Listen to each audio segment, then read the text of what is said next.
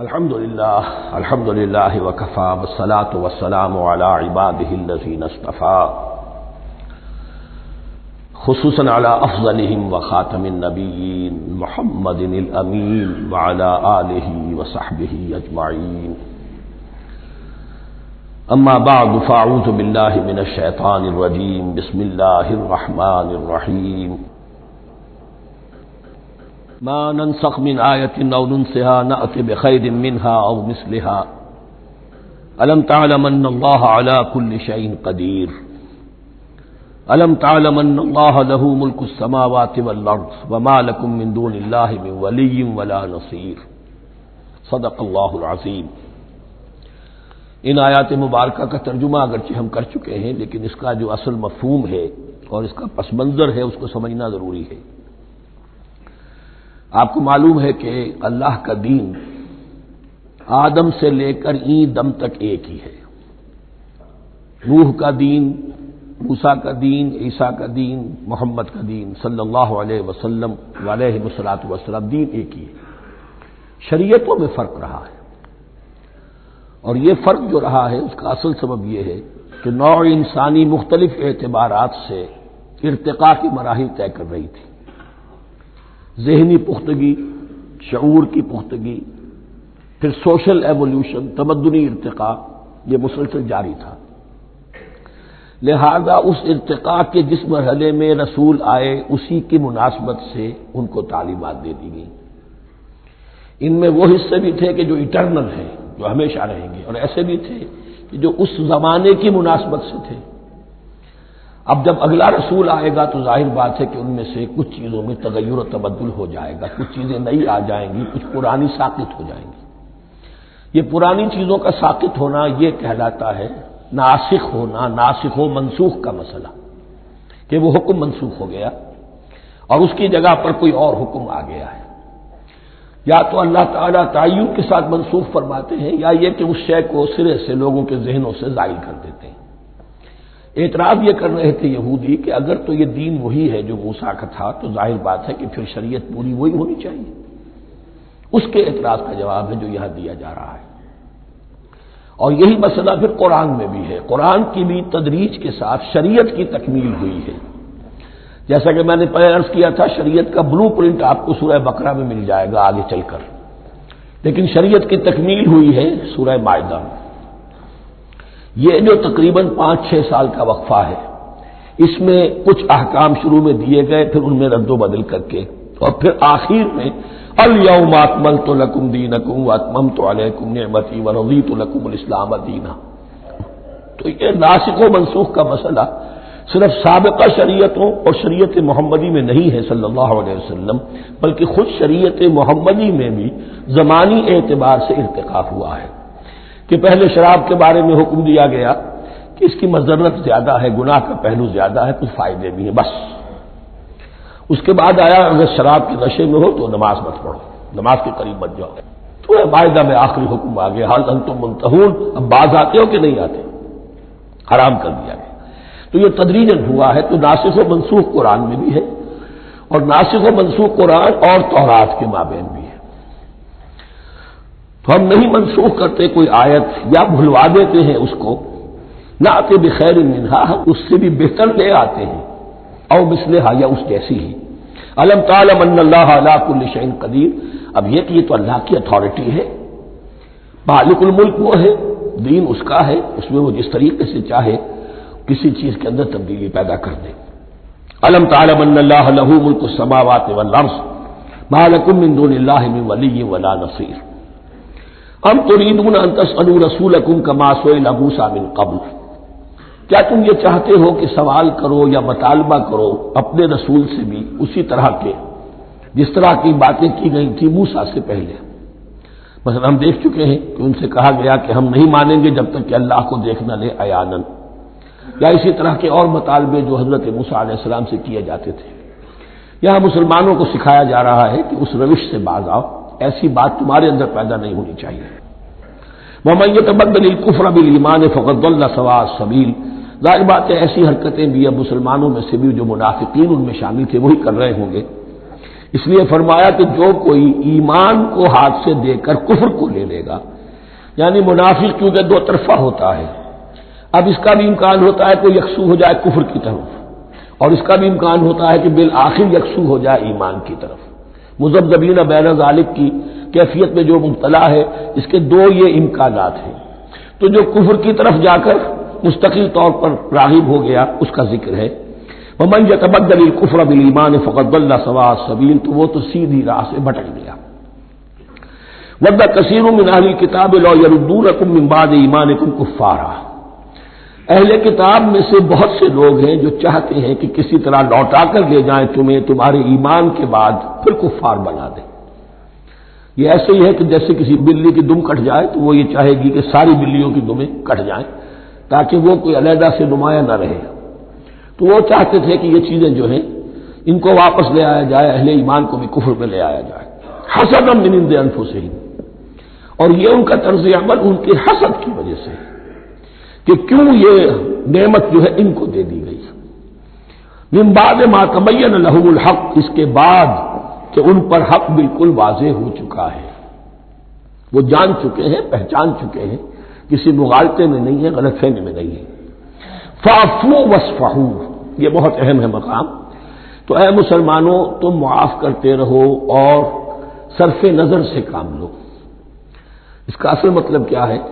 ابھی تو چونکہ مدنی دور کا آغاز ہو رہا ہے، ابھی کشمکش کے اور کشاکش کے اور مقابلے کے اور تصادم کے بڑے سخت مراحل آ رہے ہیں۔ کیونکہ تمہارا سب سے پہلا جو محاذ ہے وہ تو کفار مکہ کے خلاف ہے، سب سے بڑھ کر وہی آئیں گے، تم پر حملے کریں گے، جنگیں ہوں گی۔ تو فوری طور پر یہ جو آستین کے سانپ ہیں ان کو ابھی چھیڑو مت، جب تک یہ پڑے رہیں ڈورمنٹ، انہیں پڑا رہنے دو۔ ایک وقت آئے گا یہاں یوں سمجھیے کہ یہ حکم دیا رہا ہے فی الحال انہیں چھیڑو مت، ان کے طرز عمل کے بارے میں زیادہ توجہ نہ دو، فاعفو، معاف کرتے رہو، درگزر کرتے رہو۔ اور وصفحو کہتے ہیں، صفح کہتے ہیں ایک طرف کا، یہ صفح ہے، یہ ورق ہے، صرف نظر کر لینا، دیکھا اندیکھا کر لینا، نظر انداز کر دینا، حتی یاتی اللہ بامرہ، یہاں تک کہ اللہ اپنا فیصلہ لے آئے۔ ایک وقت آئے گا کہ پھر مسلمانوں کو غلبہ آخری حاصل ہو جائے گا، اور جب جو یہ باہر کے دشمن ہیں ان سے تم نمٹ لو گے، پھر یہ کہ ان اندرونی دشمنوں کے خلاف بھی تمہیں اب آزادی دی جائے گی کہ ان کو بھی ان کے کیفر کردار تک پہنچا دو۔ ان اللہ علی کل شیء قدیر، یقیناً اللہ ہر چیز پر قادر ہے۔ واقیموا الصلاۃ وآتوا الزکاۃ، نماز قائم رکھو، زکوٰۃ دیتے رہو۔ وما تقدموا لانفسکم من خیر تجدوہ عند اللہ، اور جو کچھ بھی تم خیر میں سے، بھلائی میں سے اپنے لیے آگے بھیجو گے، کوئی مال خرچ کر رہے ہو تو خرچ کہاں ہو گیا؟ وہ تو اللہ کے ہاں ڈپازٹ ہو گیا، جمع ہو گیا۔ وما تقدموا لانفسکم من خیر تجدوہ عند اللہ، اسے اللہ کے پاس پاؤ گے۔ ان اللہ بما تعملون بصیر، یقیناً جو کچھ تم کر رہے ہو اللہ اسے دیکھ رہا ہے۔ وقالوا لن يدخل الجنة الا من كان هودا او نصارى، اب دیکھیں جب یہ نئی امت اب تشکیل پا رہی ہے تو یہودی اور نصرانی جو ایک دوسرے کے دشمن تھے مسلمانوں کے مقابلے میں جمع ہو گئے، انہوں نے کہنا یہ شروع کیا وقالوا لن يدخل الجنة، ہرگز نہیں داخل ہوگا جنت میں الا من كان هودا او نصارى، سوائے اس کے جو یا تو یہودی ہو یا نصرانی ہو۔ جیسے ہمارے ہاں بھی ہوتا ہے، اہل حدیث کے مقابلے میں دیوبندی بریلوی جمع ہو جائیں، چاہے وہ آپس میں ایک دوسرے کے ساتھ جو بھی ان کا بیر ہے وہ اپنی جگہ ہے۔ اسی طریقے سے اہل تشیع کے مقابلے میں شاید اور جو ہے اہل سنت کے لوگ جمع ہو جائیں۔ تو ایک کامن اینمی جب آ جاتا ہے تو پھر یہ ہے کہ وہ لوگ جن کے اپنے اندر بڑی کنٹرڈکشنز ہیں وہ پھر ایک متحدہ بحث بناتے ہیں۔ وقالوا لن يدخل الجنة الا من كان هودا او نصارى تلك امانيهم، یہ لفظ دوبارہ آ گیا، یہ ان کی خواہشات ہیں، من گھڑت خیالات ہیں، ان کی وشفل تھنکنگ ہے۔ قل هاتوا برهانكم ان كنتم صادقين، کہو ان سے لاؤ کوئی دلیل اگر تم سچے ہو، دلیل کتاب سے لاؤ، کہیں تورات میں لکھا ہے یہ، کہیں یہ انجیل میں لکھا ہے، جو تورات اور جو انجیل تمہارے پاس ہے اسی میں سے دکھا دو کہ یہ لکھا ہوا، کہیں لکھا ہوا نہیں۔ اب یہاں پر وہ یونیورسل ٹروتھ آ رہا ہے، بلا من اسلم وجهه للہ وهو محسن، کیوں نہیں؟ ہر وہ شخص کے جو اپنا چہرہ اللہ کے سامنے جھکا دے اور وہ محسن ہو، اس کا رویہ صدق پر، سچائی پر، حسن کردار پر مبنی ہو، سر کا جھکانا منافقانہ نہ ہو، جزوی نہ ہو کہ کچھ مانا کچھ نہیں مانا۔ بلا من اسلم وجهه لله وهو محسن فله اجره عند ربه، تو اس کے لیے اس کا اجر محفوظ ہے اس کے رب کے پاس۔ فلا خوف علیہم ولا هم يحزنون، نہ ان پر کوئی خوف ہوگا اور نہ ہی وہ حزن سے دوچار ہوں گے۔ یہ دوسری آیت ہے کہ جس سے کچھ لوگوں نے استدلال کیا ہے کہ ایمان بالرسالت ضروری نہیں ہے۔ اب دیکھیے اس کا جواب وہی ہوگا، نمبر ایک تو یہ ہر جگہ پر ساری چیزیں بیان نہیں کی جایا کرتی، کوئی چیز کہیں بیان کی گئی، کوئی کہیں بیان کی گئی ہے۔ کتاب کو لینا ہے تو پوری کو پوری ایک کتاب کی حیثیت سے۔ دوسرا یہ کہ یہ سارا سلسلہ کرام جو ہے، جو دو بریکٹس کے مابین آ رہا ہے، اس میں پہلے سے ہے وَآمِنُوا بِمَا أَنزَلْتُ مُصَدِّقًا لِمَا مَعَكُمْ وَلَا تَكُونُوا أَوَّلَ كَافِرٍ بِهِ، تو وہ تو ضرب کھا رہی ہے اس پورے کے پورے مضامین کے سلسلے سے جو ان دو بریکٹوں کے درمیان آ رہا ہے۔ اب دیکھیے ایک طرف تو ان کا کہنا یہ تھا کہ جنت میں داخل نہیں ہوگا مگر وہی جو یہودی ہو یا نصرانی ہو۔ اب عمل کیا ہے؟ وقالت اليهود ليست النصارى على شيء، یہودی کہتے ہیں نصارہ کی کوئی حیثیت نہیں، کوئی بنیاد نہیں، کوئی جڑ نہیں۔ وقالت النصارى ليست اليهود على شيء، اور نصارہ کہتے ہیں کہ یہود کی کوئی بنیاد نہیں، بے بنیاد لوگ ہیں، کوئی حقیقت ان کی حقانیت ہے ہی نہیں۔ وهم يتلون الكتاب، اور مزہ یہ ہے کہ دونوں ایک کتاب پڑھ رہے ہیں۔ اولڈ ٹیسٹمنٹ تو مشترک ہے یہودیوں میں اور عیسائیوں میں، یہ بہت اہم نقطہ ہے۔ اور جدید عیسائیت میں جو ایک بہت بڑی طاقت ابھر رہی ہے امریکہ میں، وہ ہے کہ جو عیسائیت کو جیوڈائز کر رہی ہے، کیونکہ رومن کیتھولک مذہب جو تھا اس نے تو چونکہ گویا کہ سارا رشتہ توڑ لیا تھا بائبل سے، سارا اختیار پوپ کے ہاتھ میں آ گیا تھا، لیکن پروٹیسٹنٹس نے پھر بائبل کو قبول کیا۔ اب اس کی منطقی انتہا یہ کہ اولڈ ٹیسٹمنٹ کے اوپر بھی اب ان کی توجہ ہو رہی ہے کہ آخر یہ بھی تو ہم مانتے ہیں کہ ہماری کتاب ہے اور اس میں جو کچھ لکھا ہے اس کو نظر انداز کیسے کر سکتے ہیں۔ تو حال ہی میں ہم نے جو ایک سیمینار کیا تھا امریکہ میں، جس میں ایک یہودی عالم بھی آئے تھے، ایک عیسائی بھی آئے تھے، اور مسلمانوں کی طرف سے بھی ہمارے ایک ساتھی بلال کوشل نے بات کی تھی، تو وہاں ایک یہودی عالم نے کہا کہ اس وقت اسرائیل کو سب سے بڑی سپورٹ جو مل رہی ہے وہ ان عیسائیوں سے مل رہی ہے امریکہ میں سے، کہ جو اس وقت ایونجلسٹ کہلاتے ہیں وہاں پر، اور جو ایک بڑا فرقہ بن کر ابھر رہے ہیں۔ بہرحال یہ ان کا طرز عمل ہے۔ وَهُمْ يَتْلُونَ الْكِتَابَ، اور وہ دونوں کے دونوں کتاب کے پڑھنے والے ہیں۔ كَذَلِكَ قَالَ الَّذِينَ لَا يَعْلَمُونَ مِثْلَ قَوْلِهِمْ، اسی طرح کہا تھا ان لوگوں نے کہ جو کچھ بھی نہیں جانتے انہی کی سی بات کہی تھی، یعنی یہ اشارہ ہے مشرکین مکہ کی طرف۔ فاللہ یحکم بینہم یوم القیامت فیما کانوا فیہ یختلفون، تو اللہ تعالیٰ فیصلہ کر دے گا ان کے مابین قیامت کے دن ان تمام باتوں کا جن میں کہ یہ اختلاف کر رہے تھے۔ ومن اظلم ممن منع مساجد اللہ ان یذکر فیہا اسمہ وسعی فی خرابہا۔ اب دیکھیے یہاں جو بخیہ یہ آیات آ رہی ہیں، تو اگرچہ خطاب تو ہے وہ بریکٹس کے مابین، خطاب میں بنی اسرائیل، لیکن اب یہاں کچھ ریفرنسز اہل مکہ کی طرف شروع ہو گئے ہیں، اور اس کے بعد سے حضرت ابراہیم کا تذکرہ آئے گا، پھر تحویل قبلہ کا ذکر آئے گا۔ تحویل قبلہ میں ظاہر بات ہے کہ وہ قبلہ جو ہے وہ مشرکین مکہ کے قبضے میں تھا اس وقت، اس حوالے سے ریلیونٹ کچھ مضامین جو ہیں اس کی تمہید باندھی جا رہی ہے۔ یہ ساری تمہید ہے جو آگے آنے والا مضمون ہے تحویل قبلہ، جو علامت تھی اس بات کی کہ اب وہ سابقہ امت مسلمہ معزول کر دی گئی اور نئی امت محمد صلی اللہ علیہ وسلم اس مقام پر نصب کر دی گئی، انسٹال کر دی گئی۔ اس کے حوالے سے جو مسئلے اٹھیں گے، اسی لیے قال الذین لا یعلمون مثل قولہم، میں نے عرض کیا کہ یہ مشرکین مکہ کی طرف اشارہ ہے۔ ومن اظلم ممن منع مساجد اللہ یذکر فیہا اسمہ، اس سے بڑھ کر ظالم کون ہوگا جو اللہ تعالی کی مسجدوں سے لوگوں کو روکے کہ وہ اس میں اس کا نام لے سکے۔ چونکہ مشرکین مکہ نے مسلمانوں کو محروم کر دیا تھا حرم سے، اب وہاں جانے کی ان کو اجازت نہیں تھی۔ سن 6 میں حضور گئے بھی ہیں، تب بھی یہ کہ صلح حدیبیہ ہو گئی، واپس آنا پڑا، عمرہ کرنے کی اجازت نہیں ملی، سن 7 میں پھر ہوا ہے۔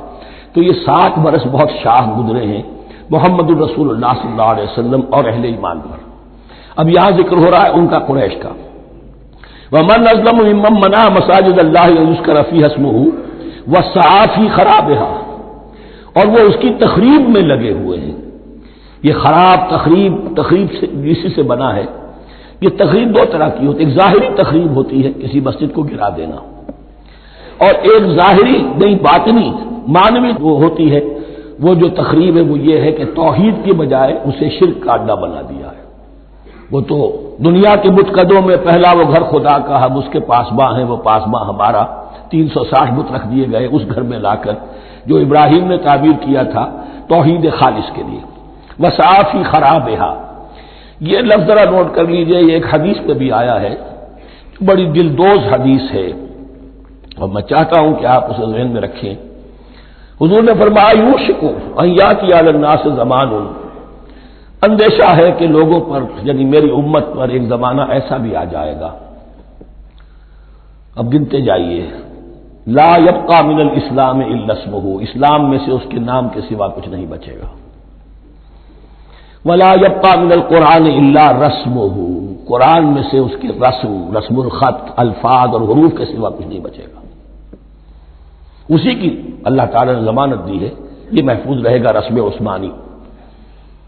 مساجدہم عامرۃ، ان کی مسجدیں آباد تو بہت ہوں گی، وہی خراب من الہدی، ہدایت سے خالی ہو جائیں گی، یہ خراب کے لفظ سے، ہی خراب من الہدی، وعلماؤہم شر الناس تحت عظیم السماء، اور ان کے علماء آسمان کی چھت کے نیچے کی بدترین انسان ہیں۔ من عندہم تخرج الفتنۃ وفیہم تعود، فتنہ انہی کے اندر سے برآمد ہوگا، انہی میں گھس جائے گا، یعنی ان کا کام فتنہ انگیزی، مخالفت، جنگ و جدال، بھڑکانا، اپنے اپنے فرقے کے لوگوں کے جذبات کو بھڑکاتے رہنا اور مسلمانوں کے اندر اختلافات کو ہوا دینا، یہی ان کا کام رہ جائے گا۔ آج جن کو ہم علماء کہتے ہیں ان کی عظیم اکثریت اس کیفیت سے دوچار ہو چکی ہے۔ جب مذہب اور دین پیشہ بن جائے تو کوئی خیر اس میں باقی نہیں رہتا۔ یہ دین اور مذہب پیشہ نہیں تھا، اسلام میں کوئی پیشوائیت نہیں، اسلام میں کوئی پاپائیت نہیں، اسلام میں کوئی برہمنزم نہیں، اسلام تو ایک کھلا، ہر شخص کتاب اللہ پڑھے، ہر شخص عربی سیکھے، ہر شخص کو امامت کے قابل ہونا چاہیے، ہر شخص اپنی بچی کا نکاح خود پڑھائے، ہر شخص اپنے والد کا جنازہ خود پڑھے۔ یہ جو ہم نے پیشہ بنا دیا ہے اور پھر انہیں پیسے دیتے، ظاہر بات ہے کہ پھر اس پیشے کے اندر تو پیشے میں عیب نہیں، رکھیے نہ فرہاد کو نام، پھر تو پیشہ میں تو جو کچھ پیشہ ورانہ چشمکیں ہوتی ہیں اور جو خباثتیں ہوتی ہیں وہ آتی ہیں۔ لیکن ساتھ ہی یہ بات واضح رہے کہ علماء حق سے دنیا خالی نہیں ہوگی، علماء حق بھی ہیں، لیکن کسی کے ماتھے پر لکھا ہوا نہیں ہوتا کہ یہ علماء حقانی میں سے اور یہ علماء سوء میں سے ہے۔ باقی یہ صحیح بات ہے کہ اکثریت ادھر جا چکی ہے، ورنہ امت کا بیڑا غرق نہ ہوتا، سیدھی سیدھی بات، یہ بیڑا غرق ہوا ہے تو آخر کوئی سبب ہے۔ اولئک ما کان لہم ان یدخلوها الا خائفین، ایسے لوگوں کو تو سوائے اس کے ان کا کوئی مقام نہیں ہے کہ انہیں داخل ہونے کی بھی اجازت نہیں ہونی چاہیے اس میں، یعنی اللہ کی مسجدوں میں، مگر خوف زدہ ہو کر، ڈر کر۔ لہم فی الدنیا خزی، ان کے لیے دنیا میں بھی رسوائی اور ذلت ہے، وَلَهُمْ فِي الْآخِرَةِ عَذَابٌ عَظِيمٌ، اور آخرت میں ان کے لیے عذاب عظیم ہے۔ وَلِلَّهِ الْمَشْرِقُ وَالْمَغْرِبُ، اب دیکھیے تمہید ہو رہی ہے تحویل قبلہ کے لیے۔ اب ظاہر بات ہے کہ بڑی حساس جو ہے وہ ایک کیفیت تھی یہ، تو یروشلم کے ساتھ جن کو دلچسپی تھی اور ان کے دلوں میں اس کی عقیدت تھی، مکہ مکرمہ اور بیت اللہ کے ساتھ جن کو دلچسپی تھی اور ان کے دلوں میں اس کی عقیدت تھی، تو اس حوالے سے یہ قبلہ بدلنا، اور 2 دفعہ بدلا ہے قبلہ، پہلے آ کے مدینے میں حضور نے یروشلم کی طرف 16 مہینے نماز پڑھی اور پھر تحویل قبلہ ہوا، تو اب اس میں کئی امتحان ہو گئے، وہ آگے آ جائے گا، لیکن اس کی تمہید باندھی جا رہی ہے۔ للہ المشرق والمغرب، مشرق اور مغرب سب اللہ کے ہیں، یعنی اگر ہم رخ کرتے ہیں مغرب کی طرف تو اس کے معنی یہ نہیں ہے کہ اللہ مغرب میں ہے، معاذ اللہ، اللہ تو جہت سے، مقام سے، ماورا وراء الورا، تو یہ ہے کہ ایک یکسانیت پیدا کرنے کے لیے اجتماعی رد دینے کے لیے ایک چیز کو قبلہ بنا دیا، علامت ہے۔ غالب نے ٹھیک کہا ہے، قبلے کو اہل نظر قبلہ نما کہتے ہیں۔ قبلہ جو ہے وہ مسجود تو نہیں ہے پرے سرحد ادراک سے اپنا مسجود، قبلے کو اہل نظر قبلہ نما کہتے ہیں۔ للہ المشرق والمغرب فینما تولوا فثم وجہ اللہ، جدھر بھی تم رخ کرو گے وہ اللہ ہی کا رخ ہے۔ ان اللہ واسع علیم، یقیناً اللہ بہت وسعت والا ہے، بہت وسعت والا ہے، وہ کسی سمت میں محدود نہیں ہے، اور علیم ہے، ہر شے کا جاننے والا ہے۔ دیکھیے یہاں یہ آیت کہہ کے اور چھوڑ دیا مسئلہ، اگلے مسئلے پر آ گئے۔ آگے آپ کو پتہ چلے گا کہ یہ در حقیقت ایک تمہید باندھی جا رہی ہے تحویل قبلہ کے لیے۔ وقالوا اتخذ اللہ ولدا سبحانہ، اور ان میں وہ بھی ہیں، اب ظاہر بات ہے یہاں پھر اشارہ ہو رہا ہے وہ اہل مکہ کی طرف، جنہوں نے یہ کہا ہے کہ اللہ نے اولاد اپنے لیے اختیار کی، یعنی وہ کہتے تھے کہ یہ جو فرشتے ہیں یہ اللہ کی بیٹیاں ہیں، نصارہ کہتے تھے کہ حضرت مسیح اللہ کے بیٹے ہیں، اور یہودیوں کا بھی ایک گروہ ایسا تھا جو حضرت عزیر کو اللہ کا بیٹا کہتا تھا۔ بل لہ ما فی السماوات والارض، نہیں، آسمانوں اور زمین میں جو کچھ ہے اسی کی ملکیت ہے، سب مخلوق ہے، مملوک ہے، خالق اور مالک صرف وہ ہے۔ کل لہ قانتون، اور سب کے سب اس کے فرما بردار ہیں، بڑے سے بڑا رسول، بڑے سے بڑا ولی، بڑے سے بڑا فرشتہ، بڑے سے بڑے اجرام سماویہ، سب کل لہ قانتون۔ بدیع السماوات والارض، وہ آسمانوں اور زمین کو پیدا کرنے والا ہے بغیر کسی شے کے۔ یہ ابداع اور خلق ان میں فرق ہے۔ ابداع، بلکہ شاہ ولی اللہ دہلوی نے حجت اللہ البالغہ کا جو پہلا چیپٹر ہے اس کو یہی 3 عنوان دیے ہیں۔ اللہ تعالیٰ کے افعال بنیادی طور پر 3 ہیں، ابداع، خلق، تدبیر۔ ابداع ہے جسے انگریزی میں کہتے ہیں کریشن ایکس نہیلو، آدم محض سے کچھ بنا دیا، کچھ نہیں تھا اور بنا دیا، کن فیکون، یہ ابداع ہے۔ خلق ہے اب ایک چیز سے دوسری چیز بنانا، گارے سے انسان بنایا، یہ تخلیق ہے، آگ سے جن بنایا، یہ تخلیق ہے، نور سے فرشتے بنائے، یہ تخلیق ہے۔ تو ابداع بدیع وہ ہے کہ جس نے نئی چیز، اسی لیے بدعت ہمارے ہاں کہلاتی ہے وہ شے جو دین میں نہیں تھی اور خواہ لا کے شامل کر دی گئی، جس کی کوئی جڑ بنیاد دین میں نہیں ہے، وہ بدعت ہے۔ اس سے یہ لفظ بدیع السماوات والارض، وَإِذَا قَضَىٰ أَمْرًا فَإِنَّمَا يَقُولُ لَهُ كُن فَيَكُونُ، اس کی شان تو یہ ہے کہ جب وہ کسی معاملے کا فیصلہ کر لیتا ہے تو بس کہتا ہے کہ ہو جا، اور وہ ہو جاتی ہے۔ وَقَالَ الَّذِينَ لَا يَعْلَمُونَ لَوْلَا يُكَلِّمُنَا اللَّهُ وَتَأْتِينَا آیَةٌ، اور کہا ان لوگوں نے جو علم نہیں رکھتے، یہاں پھر وہی مشرکین مکہ کی طرف روح سخن ہے، کیوں نہیں بات کرتا ہم سے اللہ، اور کیوں نہیں کوئی لے آتا ہمارے پاس کوئی نشانی۔ یہ میں عرض کر چکا ہوں، یہ مضمون جو ہے کہ ان کا مطالبہ تھا بہت شدت کے ساتھ کہ کوئی معجزے ویسے ہی دکھاؤ جیسے تم کہتے ہو کہ عیسیٰ نے دکھائے تھے، موسیٰ نے دکھائے تھے، تو ہمارے یہ مطالبے پورے کر دو، ہم مان لیں گے۔ یہ ذکر آئے گا سورہ انعام میں اور پھر سورہ بنی اسرائیل میں۔ کذالک قال الذین من قبلہم مثل قولہم، اسی طرح کی باتیں جو لوگ ان سے پہلے آئے تھے وہ بھی کہتے رہے۔ تشابہت قلوبہم، ان کے دل ایک دوسرے سے مشابہ ہو گئے ہیں۔ قد بینا الآیات لقوم یوقنون، اور ہم نے تو اپنی آیات کو واضح کر دیا ہے ان لوگوں کے لیے جو یقین کرنا چاہیں۔ انا ارسلناک بالحق بشیرا ونذیرا، اے نبی ہم نے آپ کو بھیجا ہے حق کے ساتھ بشیر اور نذیر بنا کر۔ بنیادی حیثیت آپ کی یہ ہے کہ آپ اہل حق کو بشارت دیں، فراح و ریحان و جنت النعیم، فسلام لک من اصحاب الیمین، یہ بشارت دیجیے۔ اور جو غلط راستے پر جائیں، کفر کریں، منافقت میں مبتلا ہوں، ملحد ہوں اور بدعملی کریں، ان کو آپ خبردار کر دیجئے کہ جہنم ان کے لیے تیار کر دی گئی ہے۔ آپ کا کام دعوت ہے، ابلاغ ہے، تبلیغ ہے، نصیحت ہے۔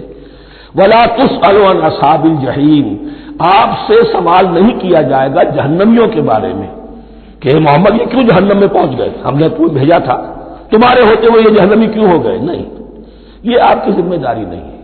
کون جنت میں جانا چاہتا ہے، کون جہنم میں جانا چاہتا ہے، یہ آدمی کا اپنا فیصلہ ہے۔ آپ کا کام ہے کہ حق کو واضح کر دیں، ہاں وضاحت میں کمی نہ رہ جائے، حق واضح ہو جائے، کوئی اشتباہ نہ ہو، بالکل مبرہن ہو جائے، واضح ہو جائے، بس یہ ذمہ داری آپ کی ہے، اس سے زیادہ نہیں۔ یہ مسئولیت جو ہوتی ہے، انسان اگر اپنی اصل مسئولیت سے زیادہ ذمہ داری اپنے سر پر ڈال لے تو اس سے بھی بہت بڑی بڑی گمراہیاں پیدا ہوتی ہیں، اور اس کا جو تذکرہ ہو رہا ہے بڑی گمراہی تو معاذ اللہ وہ تو ہمارے حوالے سے ہوتی ہے۔ ہمارے ہاں کی بہت سی جماعتیں جو ہیں اسی طرح کی غلطیوں کی وجہ سے وہ غلط راستوں پر پڑ گئی، پوری تحریکیں برباد ہو گئی۔ لیکن یہاں بھی حضور کا معاملہ کیا ہو رہا تھا کہ حضور چاہتے تھے کہ کسی طرح یہ علماء یہود ایمان لے آئے، بہرحال حضور کے دل میں رغبت، آخر مکے میں آپ تھے تو دعائیں مانگتے تھے، اے اللہ عمرو ابن ہشام اور عمر ابن خطاب میں سے کسی ایک کو تو میری جھولی میں ڈال دے، تو اسی طرح کی دعا آپ نے کی ہوگی۔ فرمایا وَلَن تَرْضَىٰ عَنكَ الْيَهُودُ وَلَا النَّصَارَىٰ حَتَّىٰ تَتَّبِعَ مِلَّتَهُمْ، اے نبی کسی مغالطے میں نہ رہیے، ہرگز راضی نہیں ہوں گے آپ سے نہ یہ یہودی اور نہ نصرانی، جب تک کہ آپ پیروی نہ کریں ان کی ملت کی، لہذا امید منقطع کر لیجیے، اس لیے کہ زیادہ امید ہو تو مایوسی ہو جاتی ہے۔ اقبال نے بہت خوب کہا ہے بندہ مومن کے بارے میں، جس کی امیدیں قلیل، جس کے مقاصد جلیل، مقصد اونچا لیکن امید قلیل رکھیے، اللہ چاہے گا تو ہو جائے گا، نہیں چاہے گا تو میرا کام تو اپنی حد تک اپنا فرض ادا کر دینا ہے، اس سے زیادہ کی جو ہے خواہش اپنے دل میں پالیں گے، کسی اجرت پسندی میں گرفتار ہو جائیں گے، کہیں دائیں بائیں ہک اور کرک کے ذریعے سے کہیں پہنچنے کی کوشش کریں گے اور اپنے آپ کو بھی برباد کر دیں گے۔ لن ترضى عنك اليهود ولا النصارى حتى تتبع ملتهم قل ان هدى الله هو الهدى، کہہ دیجئے دیکھو ہدایت تو ہے اللہ کی ہدایت، وَلَئِنِ اتَّبَعْتَ أَهْوَاءَهُمْ، اور نبی آپ بھی کان کھول کر سن لیں، اگر آپ نے ان کی خواہشات کی پیروی کی، یہاں ہم جوڑ دیں گے الفاظ بالفرض بفرض محال، اگر آپ نے ان کی خواہشات کی پیروی کی کہ کچھ چلو لے دو کر معاملہ کر لو، کچھ ان کی بات مانو، کچھ اپنی بات منوا لو، یہ مکے میں بھی قریش کی طرف سے بھی آیا تھا کہ کچھ اپنی بات منوا لیجیے، کچھ ہماری بات کمپرومائز کیجیے۔ اب ظاہر بات ہے کہ یہاں اب یہود کے ساتھ یہی معاملہ ہے، وَلَئِنِ اتَّبَعْتَ أَهْوَاءَهُمْ بَعْدَ الَّذِي جَاءَكَ مِنَ الْعِلْمِ مَا لَكَ مِنَ اللَّهِ مِنْ وَلِيٍّ وَلَا نَصِيرٍ، اور اگر بفرض محال آپ نے پیروی کی ان کی خواہشات کی، اس کے بعد کہ آپ کے پاس علم آ چکا، تو نہیں ہوگا کوئی بھی اللہ کے مقابلے میں آپ کے لیے کوئی مددگار یا حمایتی۔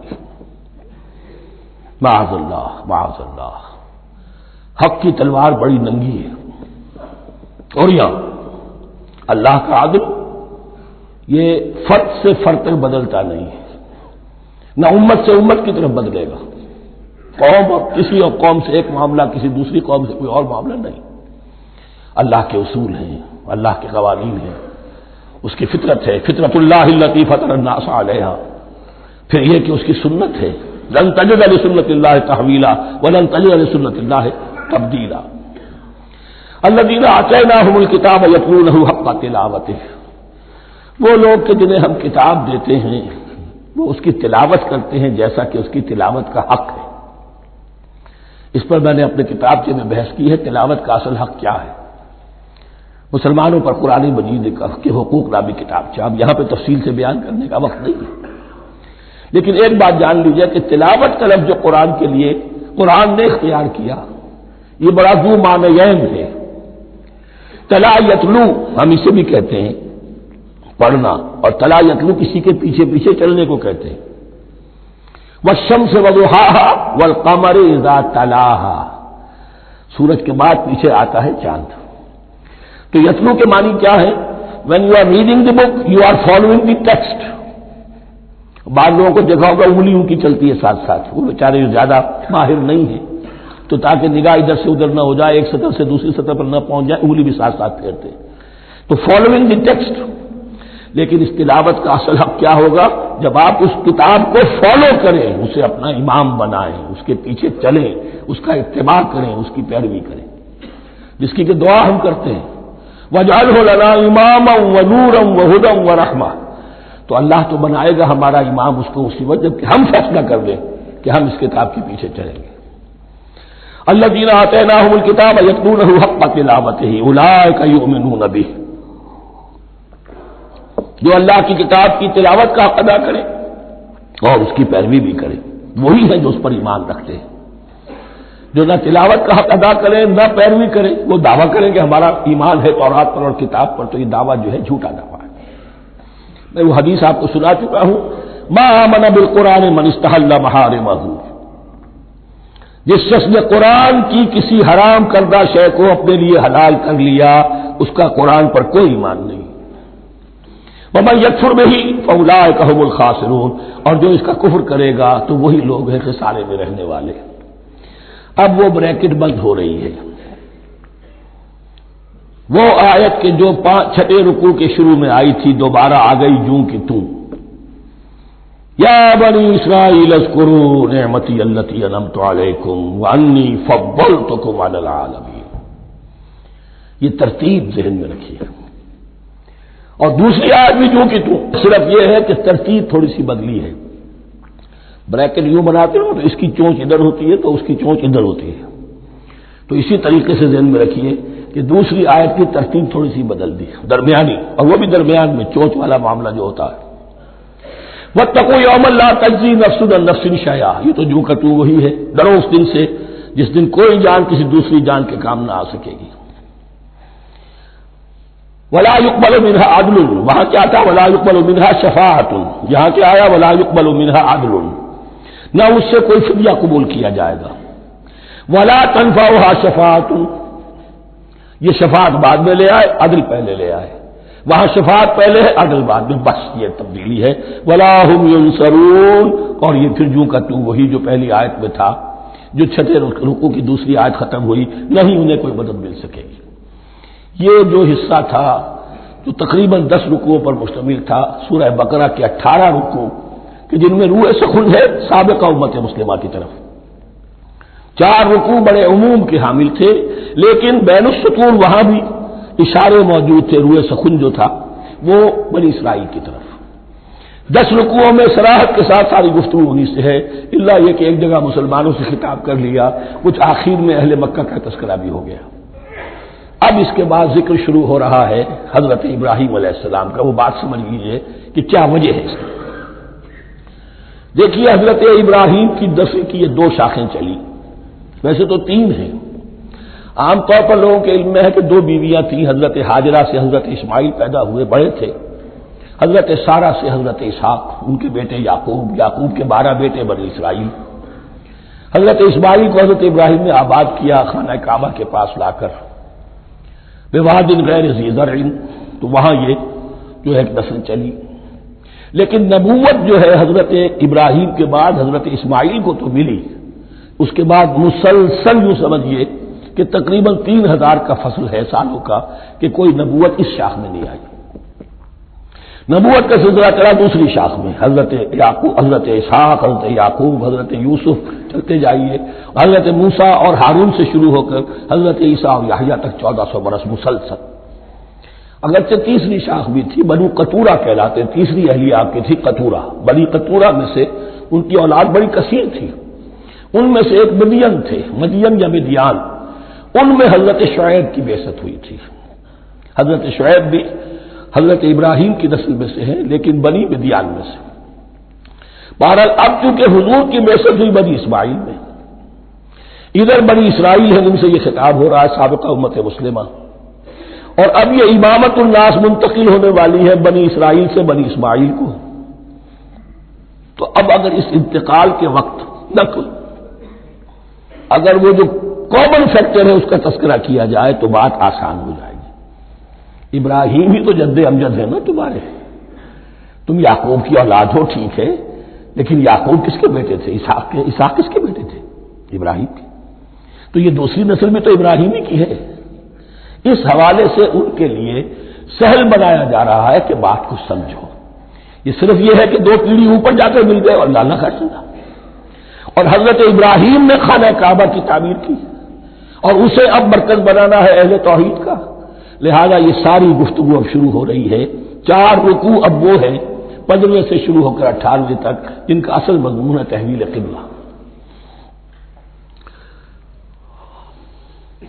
وَإِذِ ابْتَلَىٰ إِبْرَاهِيمَ رَبُّهُ بِكَلِمَاتٍ فَأَتَمَّهُنَّ، اور ذرا یاد کرو جب ابراہیم کو آزمایا اس کے رب نے بہت سی باتوں میں.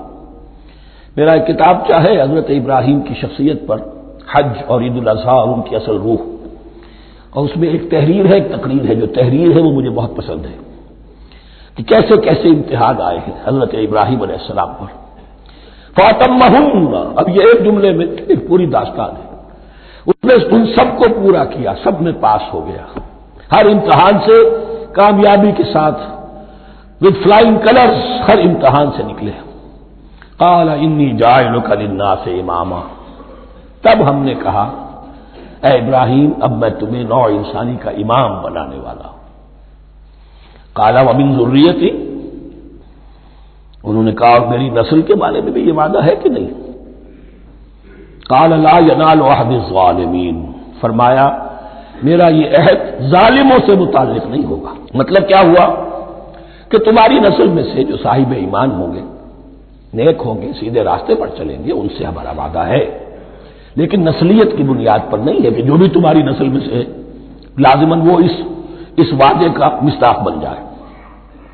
وَإِذْ جَعَلْنَا الْبَيْتَ مَثَابَةً لِلنَّاسِ وَأَمْنًا، اور یاد کرو جب کہ ہم نے گھر کو، اپنے گھر کو، بیت اللہ کو قرار دے دیا لوگوں کے لیے زیارت کی جگہ، لوٹ کے آنے، لوٹ کر آؤ، حج کرو. مثابۃ للناس وامنا، اور اسے امن کا گھر قرار دے دیا. واتخذوا من مقام ابراہیم مصلی، اور ہم نے حکم دیا کہ مقام ابراہیم کو اپنی جائے نماز بنا لو، نماز پڑھنے کی جگہ بنا لو. آج کل تو بعض علماء نے یہ کہا ہے کہ مقام ابراہیم سے مراد کوئی خاص پتھر نہیں ہے، بلکہ اصل میں وہ تو پوری جگہ جو تھی وہ مقام ابراہیم، حضرت ابراہیم وہاں آباد ہوئے تھے. لیکن صحیح بات وہی ہے جو ہمارے سلف سے چلی آ رہی ہے، روایات پختہ ہیں اس کے بارے میں کہ جس طریقے سے حجر اسود جنت سے آیا ہے، ایسے ہی یہ بھی ایک پتھر تھا کہ جو جنت سے لایا گیا حضرت ابراہیم کے لیے جب وہ تعمیر کر رہے تھے. کوئی اور ذرائع تو ابھی تھے ہی نہیں، اس کے اوپر وہ کھڑے ہوتے تھے اور یہ پتھر ہی اونچا ہوتا جاتا تھا خود. اب جیسے جیسے تعمیر اوپر جا رہی ہے تو اس کے لیے یہ پتھر اونچا ہوتا تھا. وہ پتھر ہے جو مقام ابراہیم اب بھی محفوظ ہے، اور وہاں پر پھر طواف کر کے کعبے کا مکمل، پھر اس کے آس پاس جو ہے 2 رکعت جو ہے وہ ادا کی جاتی ہے نماز. وَعَهِدْنَا إِلَىٰ إِبْرَاهِيمَ وَإِسْمَاعِيلَ أَن طَهِّرَا بَيْتِيَ لِلطَّائِفِينَ وَالْعَاكِفِينَ وَالرُّكَّعِ السُّجُودِ، اور ہم نے عہد لے لیا تھا ابراہیم اور اسماعیل سے کہ تم دونوں ہمارے اس گھر کو، بیتیا میرے اس گھر کو پاک رکھو. اب یہ تطہیر بھی دونوں طرح کی ہوگی، ظاہری صفائی بھی ہو، گند نہ ہو، تاکہ ظاہر آئیں تو ان کے دلوں میں جو کدورت پیدا نہ ہو، کوفت نہ ہو، کھلی فضا ہو، صاف رکھو. اور تطہیر باطنی، وہاں توحید کا چرچا ہو، کوئی اور کفر اور شرک جو ہے وہ نہ آنے پائے. ان طہرا بیتی للطائفین والعاکفین، طواف کرنے والوں کے لیے، اعتکاف کرنے والوں کے لیے، والرکع السجود، اور رکوع اور سجود کرنے والوں کے لیے.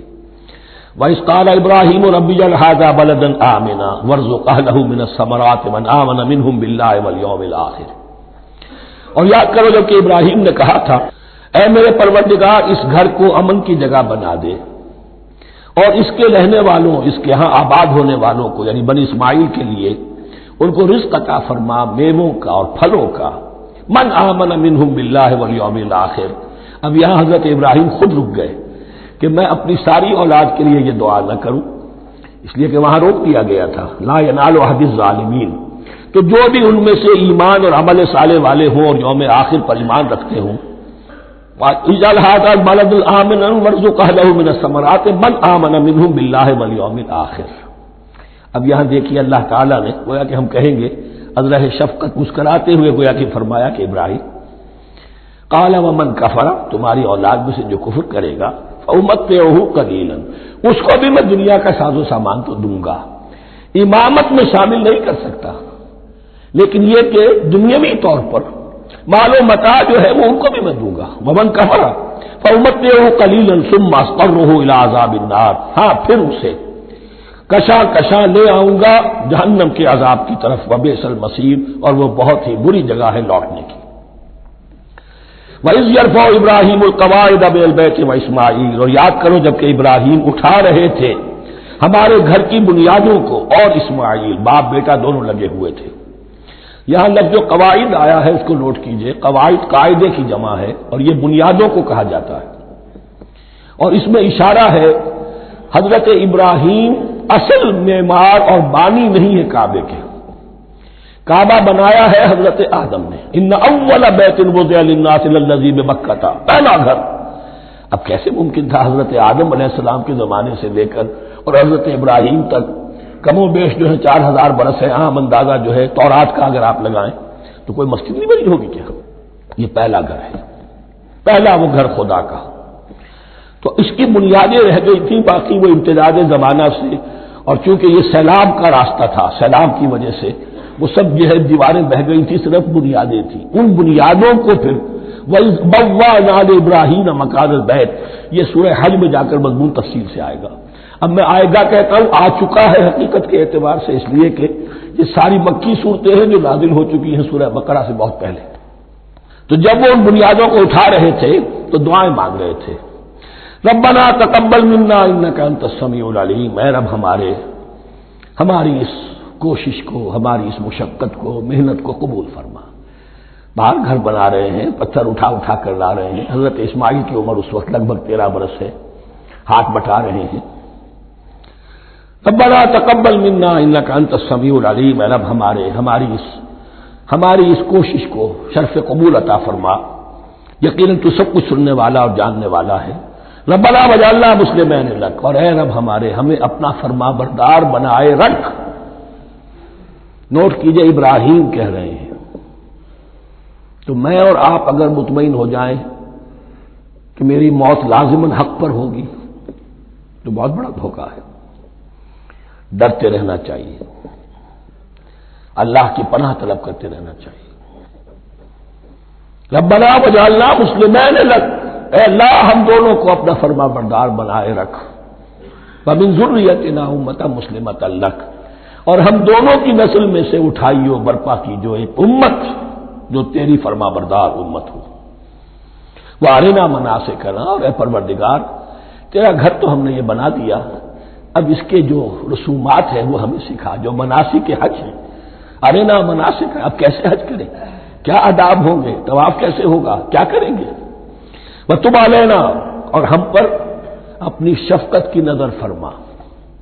انک انت التواب الرحیم، یقیناً تو ہی ہے بہت ہی زیادہ توبہ کا قبول فرمانے والا اور شفقت کے ساتھ رجوع کرنے والا اور رحم فرمانے والا. ربنا وبعث فیہم رسولا منہم، اور اے ہمارے پروردگار ہماری اس نسل میں، اب چونکہ ہماری نسل مراد ہے بنی اسماعیل، بنی اسرائیل اسماعیل کی نسل میں سے تو نہیں ہے نا، یہاں دونوں کی نسل سے مراد ہے تو وہ بنی اسماعیل. ہماری اس نسل میں اٹھائی ہو ایک رسول انہی میں سے، باہر کا نہ ہو، کوئی مغایرت کا اجنبیت کا پردہ حائل نہ ہو.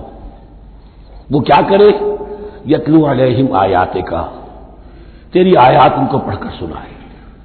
وَيُعَلِّمُهُمُ الْكِتَابَ وَالْحِکْمَةَ، اور صرف سنائے نہیں، تعلیم دے انہیں کتاب اور حکمت کی. صرف سنا دینا تو بہت آسان کام ہے، سکھانا، تعلیم دینا، دلوں میں بٹھانا.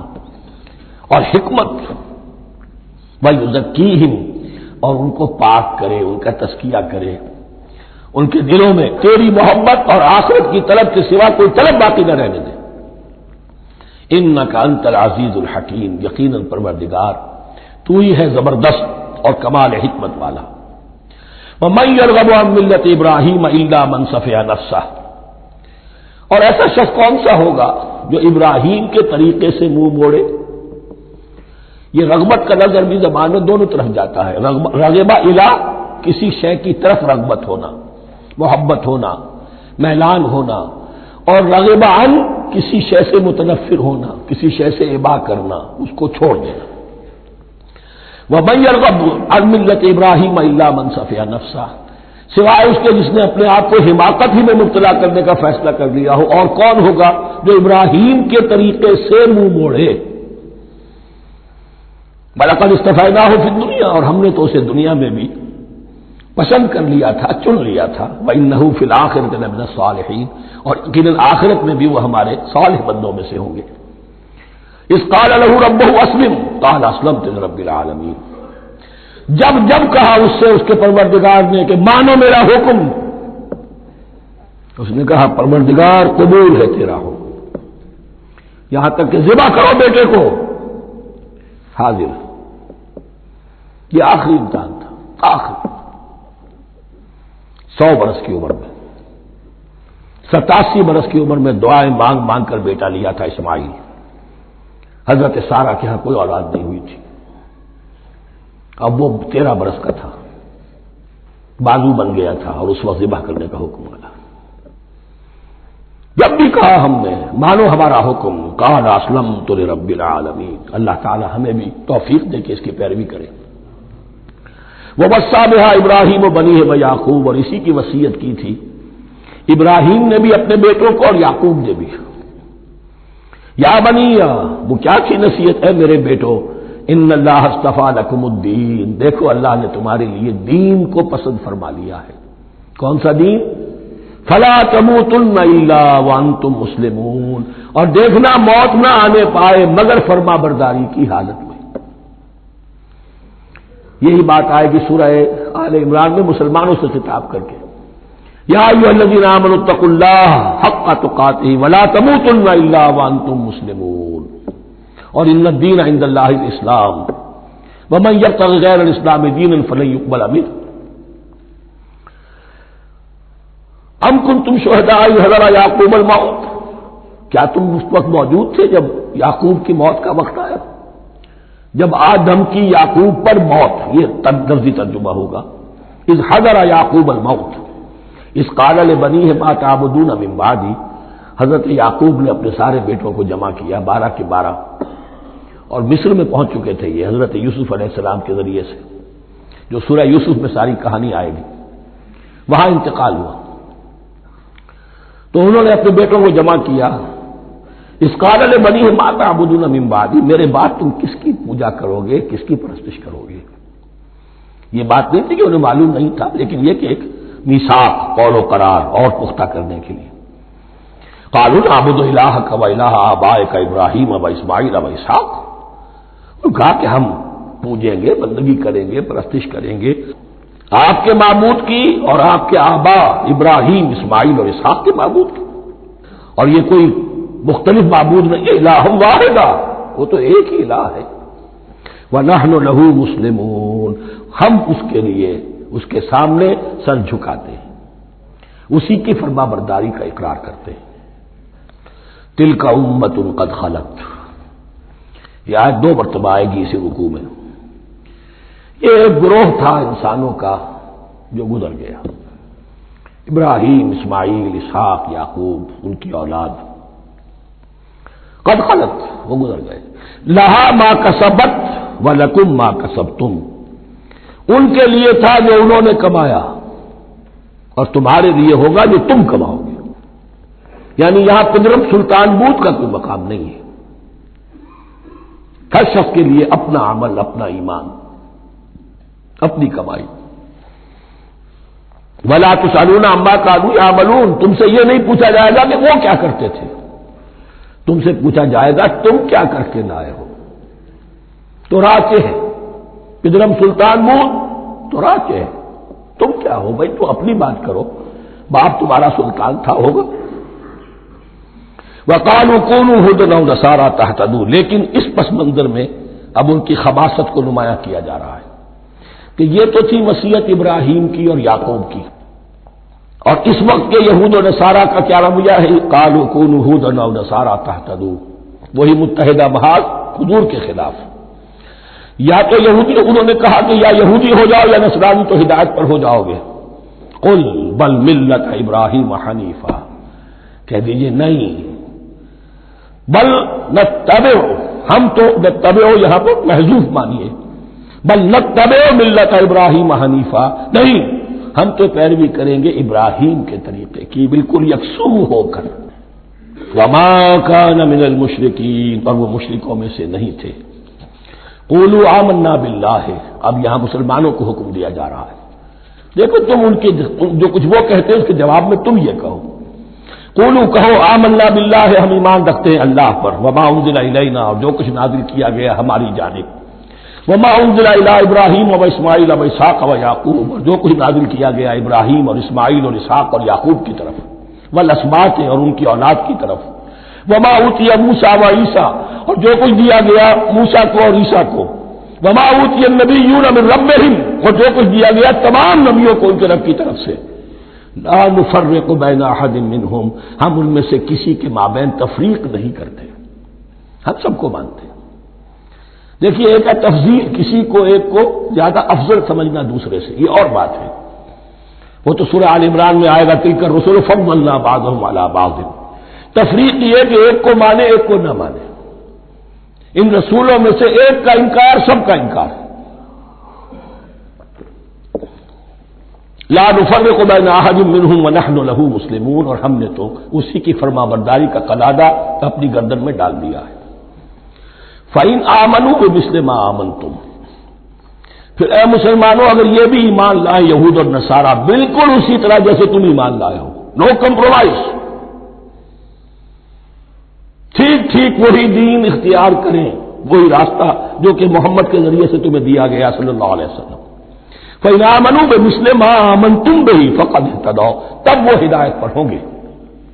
وَإِنْ تَوَلَّوْا، اور اگر وہ پیٹھ موڑ لیں، فَإِنَّمَا هُمْ فِي شِقَاقٍ، تو اس کے معنی یہ ہیں کہ وہ زدم زدہ میں اور دشمنی کے اندر وہ مبتلا ہو چکے ہیں۔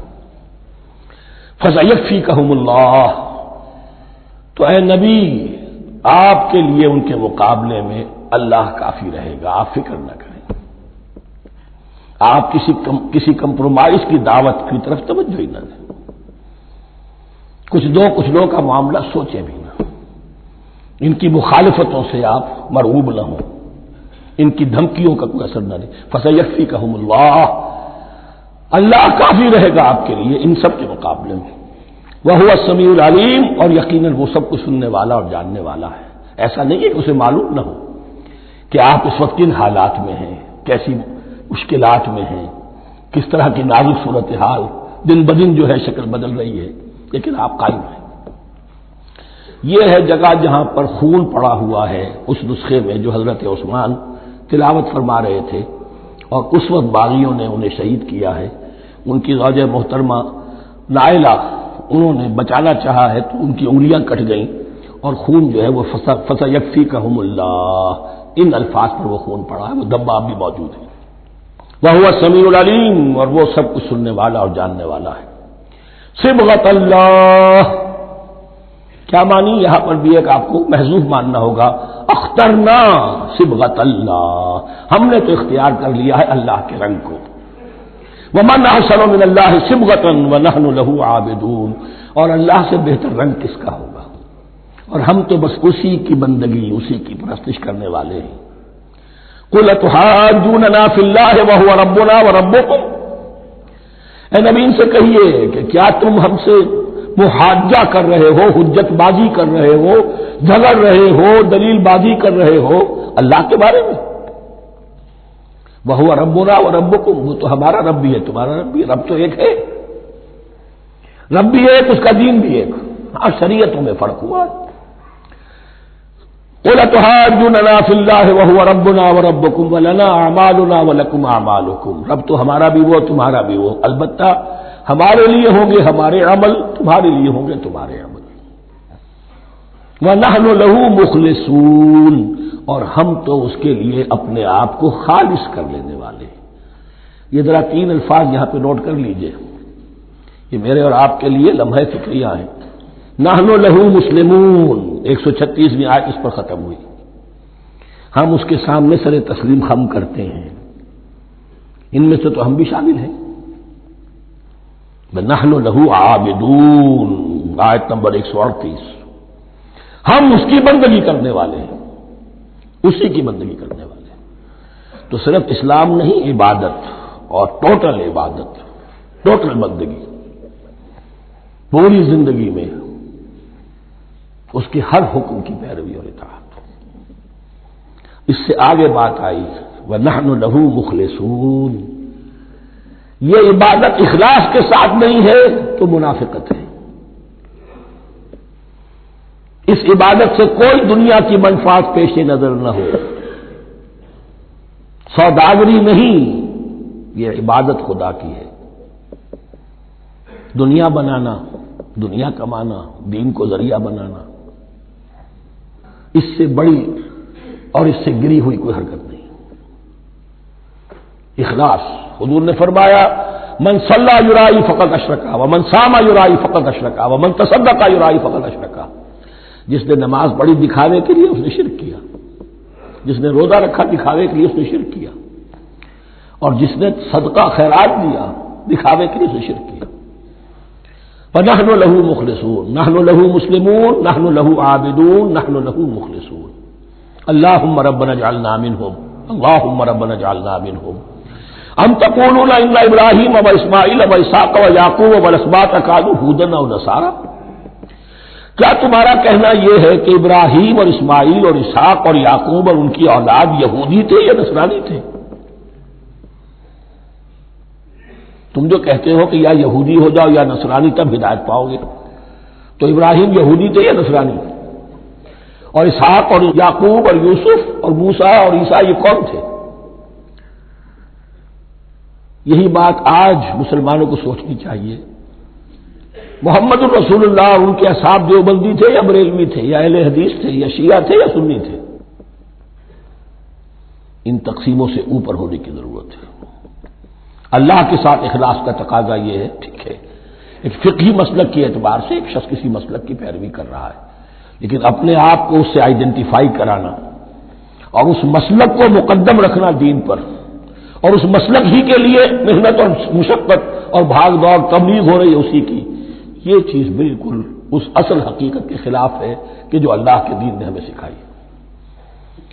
ان تقولون ان ابراہیم و اسماعیل و اسحاق و یعقوب والاسباط كانوا هودا او نصارى قل انتم اعلم ام اللہ، کہیے ان سے کہ تم زیادہ جانتے ہو یا اللہ زیادہ جانتا ہے۔ من اظلم ممن كتم شهادة عنده من اللہ، کان کھول کر سن لو، اس سے بڑھ کر ظالم کون ہوگا جس نے اللہ کی ایک گواہی جو اس کے پاس تھی اسے چھپا لیا۔ تمہارے پاس گواہیاں ہیں، علماء یہود جانتے تھے یہ اللہ کے رسول ہیں جن کے ہم منتظر تھے، اس گواہی کو چھپائے بیٹھے۔ ومن اظلم ممن كتم شهادة عنده من اللہ وما اللہ بغافل عما تعملون، اور اللہ ہرگز غافل نہیں ہے کہ اس سے جو تم کر رہے ہو۔ تلک امۃ قد خلت، یہ گروہ مقدس جماعت تھی یہ جس کے یہ گلے سرسبد تھے، یہ گزر گئے۔ لہا ما کسبت ولکم ما کسبتم، جو کمائی انہوں نے کی، جو عمل انہوں نے کمائے وہ ان کے لیے، تمہارے لیے نہیں۔ تمہارے لیے وہ ہوگا جو تم کماؤ گے۔ ولا تسألون عما كانوا يعملون، اور تم سے ان کے عمل کے بارے میں نہیں پوچھا جائے گا کہ انہوں نے کیا کیا، تم سے سوال یہ ہوگا کہ تم نے کیا کیا۔